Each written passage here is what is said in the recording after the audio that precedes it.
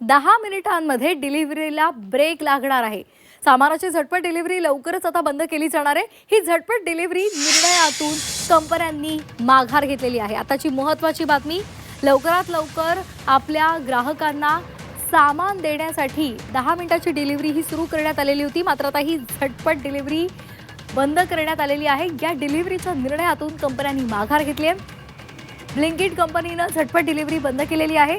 Delivery कामगारांचे अपघात टाळण्यासाठी कंपनीने हा महत्त्वाचा निर्णय घेतलेला आहे। आताची महत्त्वाची बातमी, स्विगी असेल, ब्लिंकिट असेल, झेप्टो असेल यांची 10 मिनिटात डिलिव्हरीचा जो त्यांनी निर्णय घेतलेला होता तो त्यांनी मागे घेतलेला आहे, कारण त्यासाठी त्यांच्या कामगारांना